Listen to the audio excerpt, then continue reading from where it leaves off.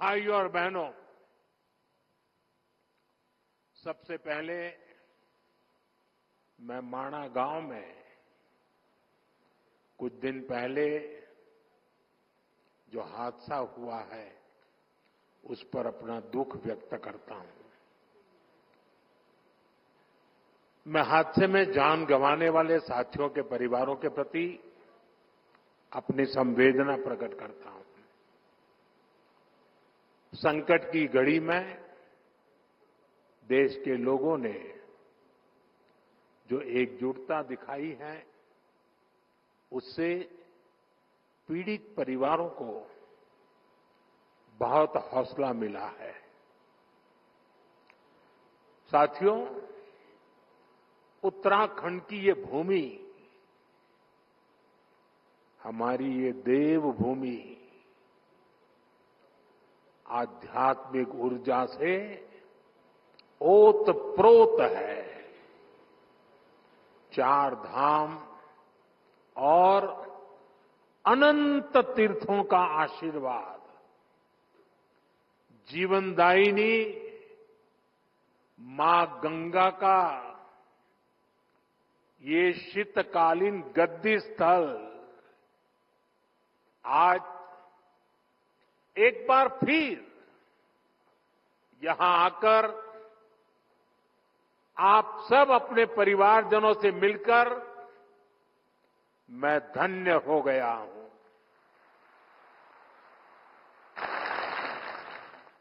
मां गंगा की कृपा से ही मुझे दशकों तक उत्तराखंड की सेवा का सौभाग्य मिला है। मैं मानता हूं उन्हीं के आशीर्वाद से मैं काशी तक पहुंचा और अब सांसद के रूप में काशी की सेवा कर रहा हूं। और इसलिए मैंने काशी में कहा भी था, मुझे मां गंगा ने बुलाया है। और कुछ महीने पहले मुझे ये भी अनुभूति हुई कि जैसे मां गंगा ने मुझे अब गोद ले लिया है, ये मां गंगा की ही दुलार है। अपने इस बच्चे के प्रति उनका स्नेह है कि आज मैं उनके मायके मुखवा गांव आया हूं।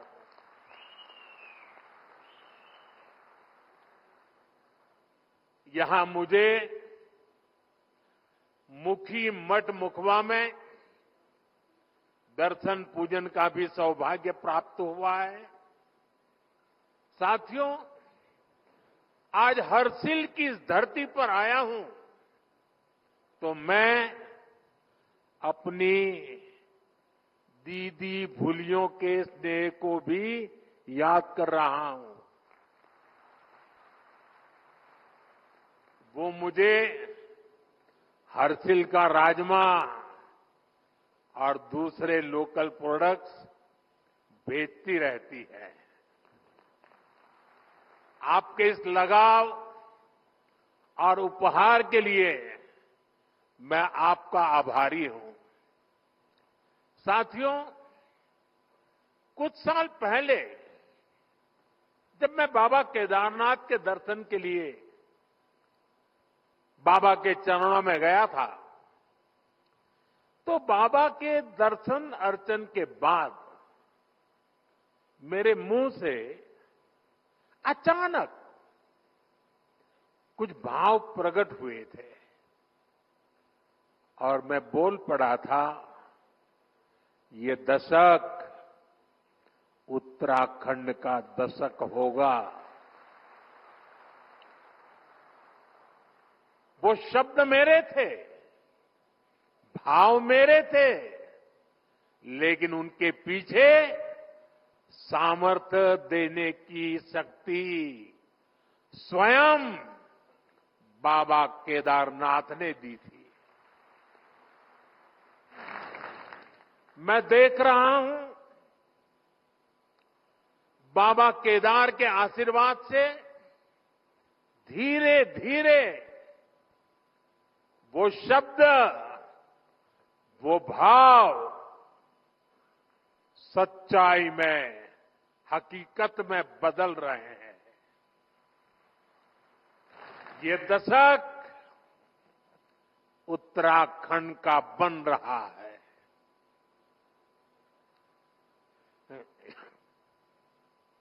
यहां उत्तराखंड की प्रगति के लिए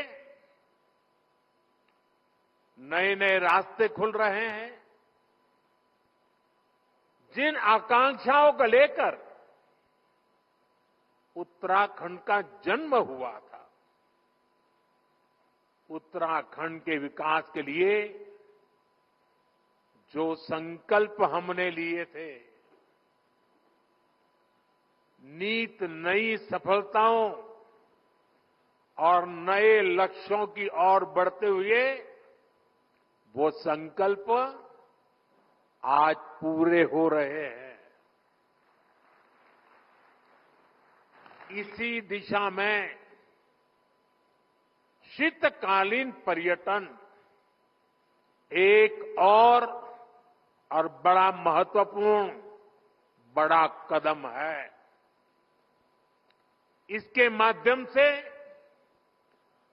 उत्तराखंड के आर्थिक सामर्थ्य को साकार करने में बहुत बड़ी मदद मिलेगी। मैं इस अभिनव प्रयास के लिए धामी जी को, उत्तराखंड सरकार को बहुत बहुत बधाई देता हूं और उत्तराखंड की प्रगति के लिए कामना करता हूं। साथियों, अपने टूरिज्म सेक्टर को डायवर्सिफाई करना, 12 मासी बनाना, 365 दिन,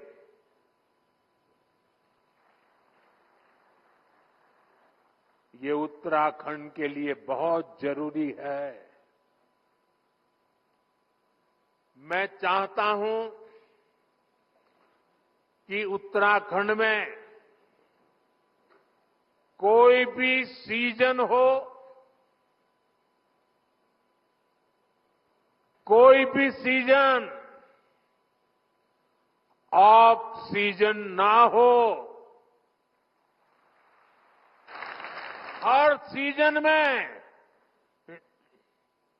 टूरिज्म ऑन रहे। अब ऑफ नहीं, ऑन का जमाना।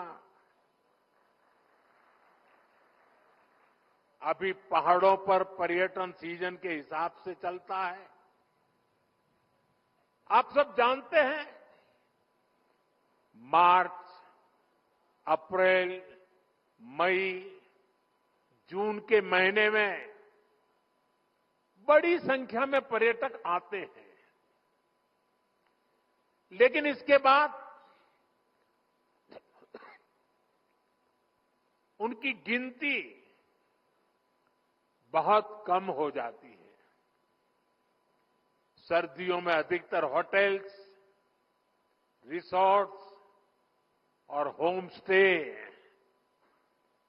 खाली पड़े रहते हैं। ये असंतुलन उत्तराखंड में साल के एक बड़े हिस्से में आर्थिक सुस्ती ला देता है। इससे पर्यावरण के लिए भी चुनौती पैदा होती है। साथियों, सच्चाई ये है कि अगर देश विदेश के लोग सर्दियों के मौसम में यहां आए तो उन्हें सच्चे अर्थ में देवभूमि की आभा का वास्तविक परिचय मिलेगा। विंटर टूरिज्म में यहां लोगों को ट्रैकिंग, स्कीइंग जैसी एक्टिविटीज का रोमांच सचमुच में रोमांचित कर देगा। धार्मिक यात्रा के लिए भी उत्तराखंड में सर्दियों का समय बेहद खास होता है। कई तीर्थ स्थलों पर इसी समय विशेष अनुष्ठान भी होते हैं। यहां मुखवा गांव में ही देखिए,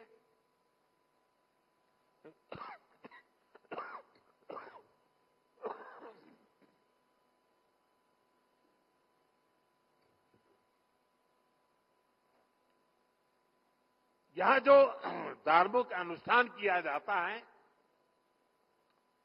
वो हमारी प्राचीन और अद्भुत परंपरा का हिस्सा है। इसलिए उत्तराखंड सरकार का 12 मासी पर्यटन का विजन, 365 दिन के पर्यटन का विजन लोगों को दिव्य अनुभूतियों से जुड़ने का अवसर देगा। इससे यहां साल भर उपलब्ध रहने वाले रोजगार के अवसर विकसित होंगे। इसका बड़ा फायदा उत्तराखंड के स्थानीय लोगों को होगा, यहां के युवाओं को होगा।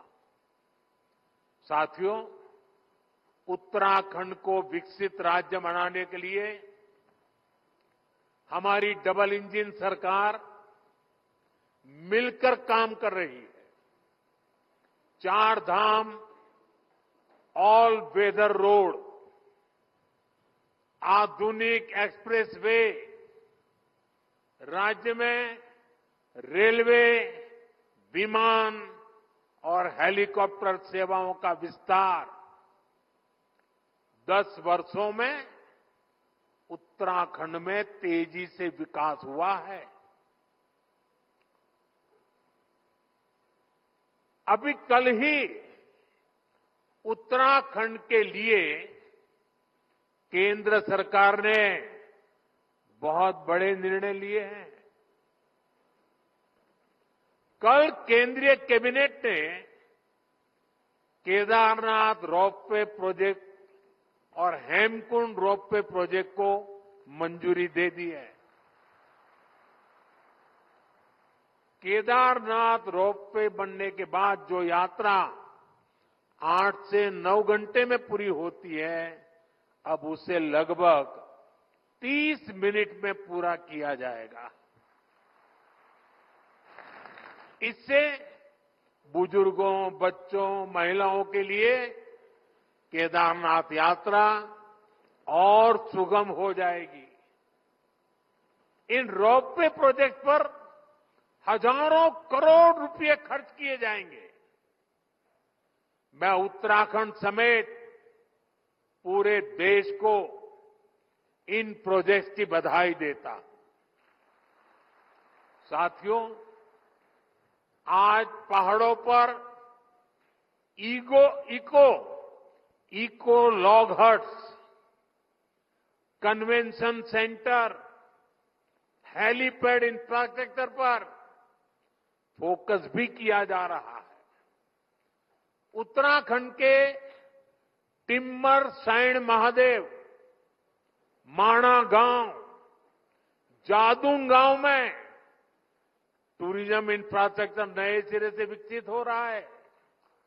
और देशवासियों को पता होगा, शायद नहीं होगा, 1962 में जब चाइना ने भारत पर आक्रमण किया, तभी हमारा जादू गांव को खाली करवा दिया गया था। ये हमारे 2 गांव खाली कर दिए गए थे। 60-70 साल हो गए, लोग भूल गए। हम नहीं भूल सकते। हमने उन 2 गांवों को फिर से बसाने का अभियान चलाया है और बहुत बड़ा टूरिस्ट डेस्टिनेशन बनाने की दिशा में हम आगे बढ़ रहे हैं। और इसी का परिणाम है कि उत्तराखंड में पर्यटकों की संख्या इस एक दशक में तेजी से बढ़ी है। 2014 से पहले 4 धाम यात्रा पर हर साल औसतन 18 लाख यात्री आते थे। अब हर साल लगभग 50 लाख तीर्थ यात्री आने लगे हैं। इस साल के बजट में 50 टूरिस्ट डेस्टिनेशंस को विकसित करने का प्रावधान किया गया है। इन डेस्टिनेशंस पर होटलों को इंफ्रास्ट्रक्चर का दर्जा दिया जाएगा। इससे पर्यटकों के लिए सुविधाएं बढ़ेगी और स्थानीय रोजगार को भी बढ़ावा मिलेगा। साथियों, हमारा प्रयास है उत्तराखंड के बॉर्डर वाले इलाकों को भी पर्यटन का विशेष लाभ मिले। पहले सीमावर्ती गांवों को आखिरी गांव कहा जाता था। हमने ये सोच बदल दी। हमने कहा ये आखिरी गांव नहीं है, ये हमारे प्रथम गांव है। उनके विकास के लिए वाइब्रेंट विलेज प्रोग्राम शुरू किया। इस क्षेत्र के भी 10 गांव इस योजना में शामिल किए गए हैं और मुझे बताया गया उस गांव से भी कुछ बंधु आज यहां हमारे सामने मौजूद है। नेलांग और जादूंग गांव, जिसका मैंने वर्णन किया 62 में क्या हुआ था, फिर से बसाने का काम शुरू किया गया है। आज यहां से जादूंग के लिए मैंने अभी अभी बाइक रैली को रवाना किया। हमने होम स्टे बनाने वालों को मुद्रा योजना का लाभ देने का ऐलान किया है। उत्तराखंड सरकार भी राज्य में होम स्टे को बढ़ावा देने में जुटी है। जो गांव इतने दशकों तक इंफ्रास्ट्रक्चर से वंचित रहे, वहां नए होम स्टे खुलने से पर्यटन बढ़ रहा है, लोगों की आय बढ़ रही है। साथियों, आज मैं देवभूमि से देश के पूरब, पश्चिम, उत्तर, दक्षिण और मध्य भी हर कोने के लोगों से, खासकर युवा पीढ़ी से और मां गंगा के मायके से, इस पवित्र भूमि से देश की नौजवान पीढ़ी को विशेष रूप से आह्वान कर रहा हूं, आग्रह कर रहा हूं। साथियों, सर्दियों में देश के बड़े हिस्से में जब कोहरा होता है, सूर्यदेव के दर्शन नहीं होते, तब पहाड़ों पर धूप का आनंद मिल रहा होता है। ये एक स्पेशल इवेंट बन सकता है। और गढ़वाली में से क्या कहेंगे? घाम तापो पर्यटन।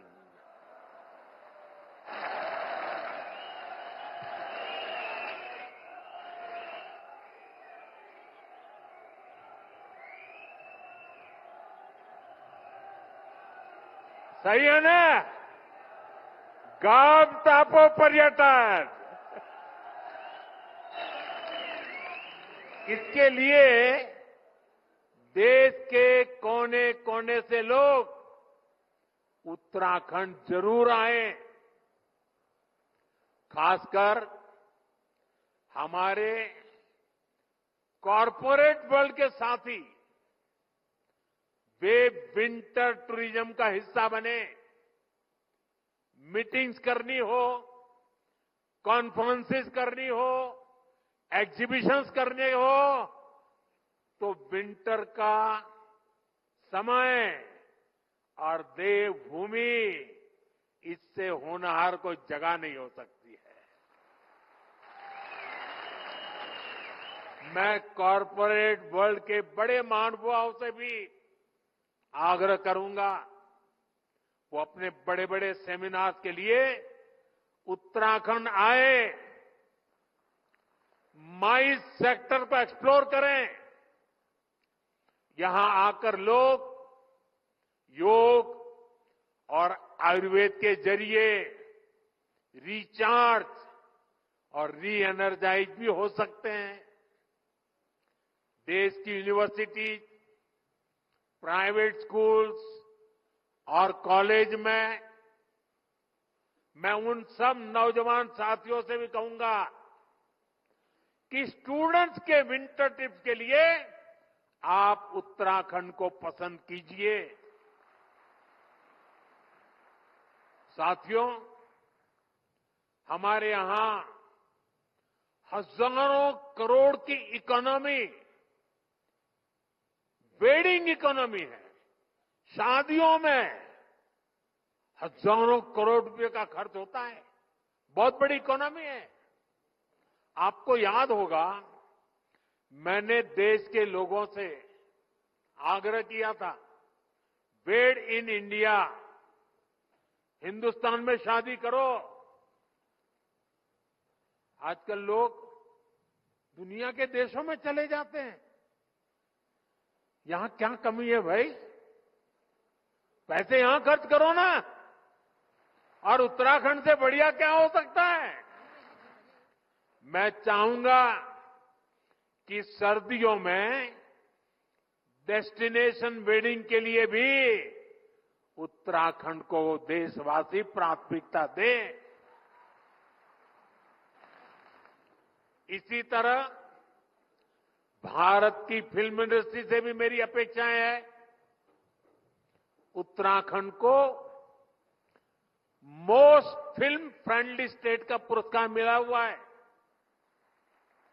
यहां तेजी के साथ आधुनिक सुविधाएं डेवलप हो रही है। इसलिए सर्दियों के दिनों में फिल्म की शूटिंग के लिए भी उत्तराखंड पूरे भारत का फेवरिट डेस्टिनेशन बन सकता है। साथियों, दुनिया के कई देशों में विंटर टूरिज्म काफी पॉपुलर है।